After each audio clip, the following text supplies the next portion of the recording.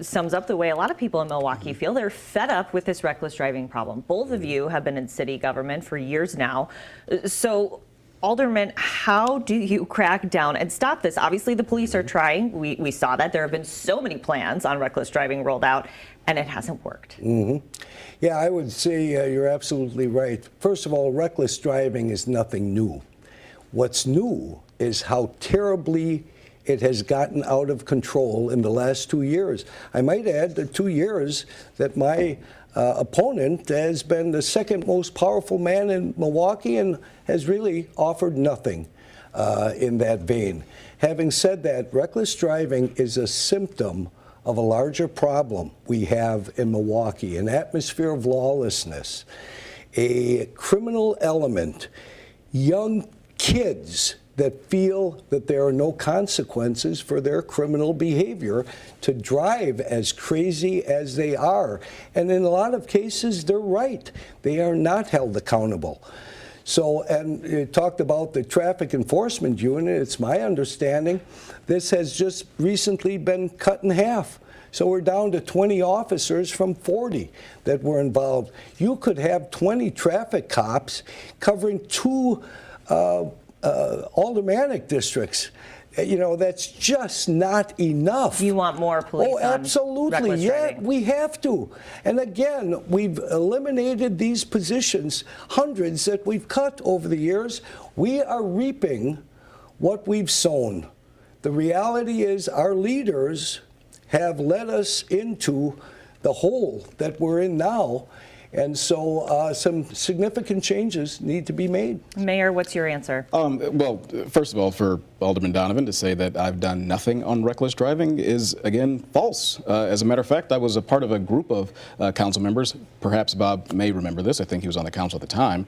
When we pushed the former police chief, Ed Flynn, with the Fire and Police Commission to change the pursuit policy on these vehicles. Because I agree that when you don't nip this sort of stuff in the bud, then it gets out of hand. And for 7 years, for 7 long years, before I even got to the Common Council, when my opponent, Bob, was sitting there, probably even as public safety chair, these issues started going out of control because that policy was lifted.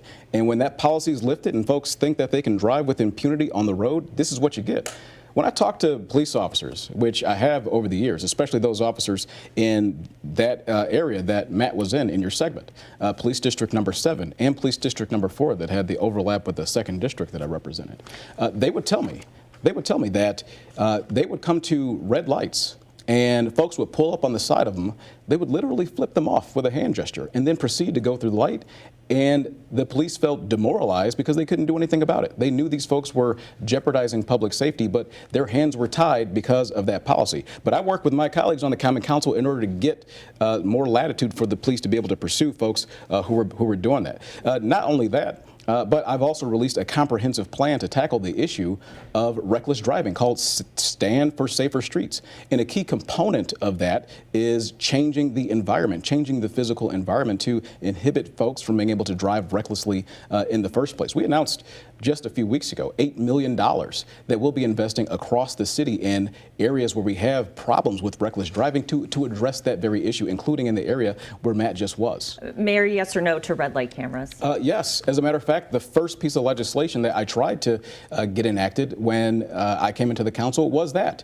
I then found out that, unfortunately, the city of Milwaukee, local governments in Wisconsin generally, cannot simply put those cameras into place on their own. We need permission from the state government in order to do that. So that's part of the city's legislative package. We did that.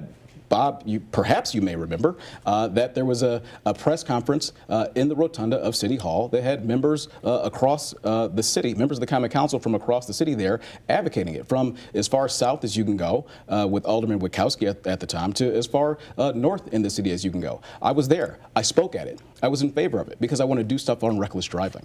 Alderman, what about yes or no for red light cameras? I know in the past you've been skeptical. I remain skeptical only because studies have shown in other communities they have not been successful as everyone thinks they might be. They have actually caused more accidents. That's interesting, isn't it?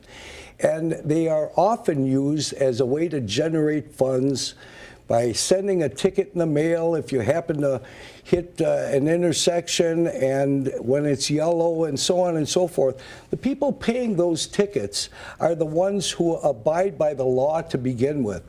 The jokers that are recklessly driving our streets, behaving like maniacs, don't give a darn about a ticket coming in the mail.